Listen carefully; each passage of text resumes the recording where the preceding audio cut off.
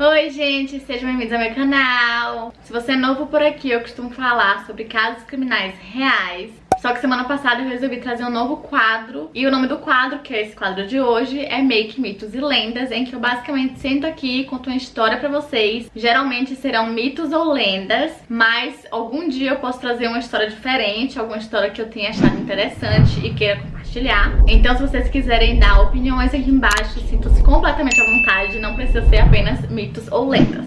E o mito que eu decidi trazer pra vocês hoje é a história da Medusa. Com certeza a história da Medusa é uma das histórias da mitologia grega mais conhecidas. E ela sempre é descrita, né, como um monstro que tem no lugar dos cabelos várias serpentes. E que apenas com um olhar ela consegue transformar a pessoa em pedra. Mas muita gente não sabe a história da Medusa, por que ela tinha esses cabelos de serpente, por que ela era tão raivosa. E é isso que a gente vai descobrir hoje. E a gente vai dar motivo, porque ela tem muito motivo pra ser uma pessoa extremamente raivosa, gente. Pelo amor de Deus, coitada. Antes de receber esses cabelos de serpente e seu olhar petrificador, Medusa era uma das 3 górgonas, sendo a única mortal entre elas. E as outras 2 eram Steno e Euríale. Na verdade, ela era a única mortal entre 5 irmãos, e todos eles eram monstros da mitologia grega. E ela era filha também de Fórcis e Ceto. Medusa respeitava muito Atena, que é a deusa da sabedoria, se mantendo virgem para continuar exercendo o sacerdócio. Só que ela tinha uma beleza tão grande que os homens costumavam ir ao templo de Atena só pra ver ela. O que acabava enfurecendo muito a Atena, porque ali era um templo, então as pessoas deveriam ir pra lá pra outras coisas e não pra poder ficar paquerando. E um desses homens era nada mais, nada menos do que Poseidon. Ou é Poseidon? Poseidon. E ele era tio de Atena. Só que eles não se davam nem um pouco bem, porque antigamente, de acordo com a história, a região de Atenas, que antigamente era conhecida como Ática, havia sido disputada por Poseidon e por Atena. E quem decidiria qual dos dois, né, seria o dono dali... Dono não, seria tipo o protetor da cidade. Eram os próprios moradores. E como isso funcionaria? Basicamente, eles deveriam dar um presente para a cidade, e então os moradores decidiriam qual presente era melhor, e aí quem desse o melhor presente se tornaria o protetor daquela cidade. Poseidon criou uma fonte de água e Atena deu uma muda de oliveira, que poderia ser utilizado depois para a fabricação de óleo de oliva. E obviamente ela ganhou, porque o dela era mais interessante.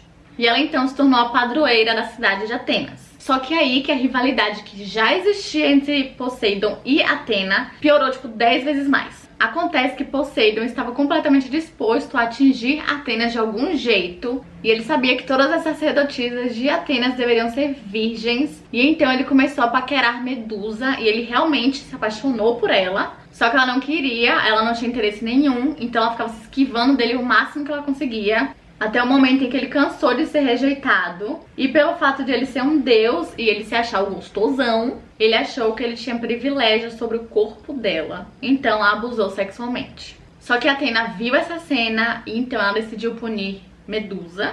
Eu li em alguns lugares que ela puniu Medusa porque Poseidon não poderia ser punido pelo fato de ele ser um deus. Mas mesmo assim ela não deveria ter punido a vítima, né? E foi aí que ela amaldiçoou Medusa, fazendo com que seu cabelo se transformasse em serpentes e que seu olhar transformasse os outros em pedra. Além disso, como se Medusa já não tivesse sido castigada o suficiente, ela foi expulsa do templo junto com suas irmãs. E então elas acabaram tendo que se refugiar em uma caverna no extremo oriente da Grécia, em uma ilha rochosa chamada Sarpedon, onde elas finalmente poderiam viver em paz, só que não. Acontece que pouco tempo depois delas irem para essa ilha, os guerreiros da Grécia, eles descobriram onde elas estavam e eles queriam porque queriam a cabeça de Medusa para ajudar eles na guerra.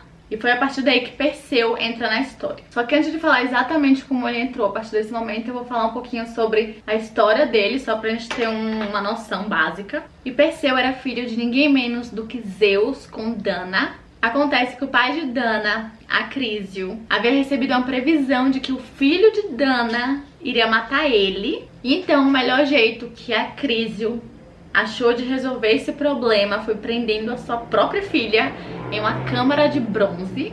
Mas Zeus se transformou em uma chuva de ouro e a engravidou mesmo assim. Mas, obviamente, a Cris já tava pistola com a situação. Ele não aceitava de jeito nenhum que o neto dele matasse ele. Só que, ao mesmo tempo, ele não queria provocar Zeus, né? Porque é Zeus. Então, ele jogou a sua filha e o seu neto em um baú de madeira no mar. Ou seja, a mulher de Zeus e o filho de Zeus. Mas ele não queria irritar Zeus. Claro que não, claro que não. Mas os dois acabaram sendo salvos por Díctes de Sérifos. Era o lugar, tá? O nome Sérifos era o nome do lugar. Díctes era a pessoa. Só que então Polidectes, que era o irmão de Díctes, acabou se apaixonando por Dana. E ele queria muito se casar com ela e tal, aquela coisa toda romântica, babá. Tava doido, louco de paixão. Só que Perseu era muito protetor com sua mãe, né? Obviamente. E ele acreditava que Polidectes era um embuste. Só que chegou um momento em que Polidectes não aguentava mais Perseu atrapalhando seu romance com a mãe dele. E aí ele teve uma ideia genial na cabeça dele, que ele deveria mandar Perseu atrás da cabeça de Medusa, porque todos os outros guerreiros que já tinham ido tinham morrido, então provavelmente Perseu também morreria, né, porque ele seria diferente. Só que Perseu acabou indo porque, além de Polidectes ser o rei, ele falou que se Perseu não fosse, ele iria abusar de sua mãe. Só que lembrando que Perseu era filho de Zeus, então vários deuses se reuniram e deram alguns utensílios para que ele fosse pegar a cabeça de Medusa, né, que obviamente não era uma tarefa muito fácil. Ele chegou a ser presenteado com um elmo que deixava ele invisível e uma espada novinha em folha e também um escudo de bronze que Atena deu para ele. E quando Perseu chegou à terra das Górgonas, todas elas estavam dormindo, inclusive Medusa. E então ele aproveitou esse momento, utilizando de seu escudo de bronze, de modo que ele não precisasse olhar para ela e sim enxergar tudo através do reflexo. E então Medusa, que já havia sido violentada, amaldiçoada, foi então decapitada. Acontece que Medusa estava grávida. Sim, de Poseidon. E então seus filhos, que, né, obviamente não tinham nascido, eles nasceram naquele momento. Tem algumas fontes que dizem que eles nasceram do pescoço de Medusa e outras fontes dizem que eles surgiram do mar. Então vamos imaginar os dois cenários. E, né, com esse barulho todo, as irmãs de Medusa acabaram acordando e elas tentaram fazer de tudo pra vingar a morte de sua irmã. Só que Perseu estava utilizando o elmo lá da invisibilidade, então ele foi embora. E agora que Perseu finalmente tinha a cabeça de Medusa, ele decidiu voltar para Sérifos. E enquanto ele sobrevoava a Líbia, né, com a cabeça dela, algumas gotas de sangue caíram no chão e elas se transformaram em serpentes. E seria então por isso que a Líbia até hoje tem muitas serpentes. Quando Perseu encontrou o Titã Atlas, ele pediu um lugar para ficar. Só que Atlas não deixou, ele se recusou, falou que ele não ia ficar ali. E Perseu, sabendo que ele não teria chance nenhuma com o Titã, ele pegou a cabeça de Medusa e transformou Atlas em uma montanha.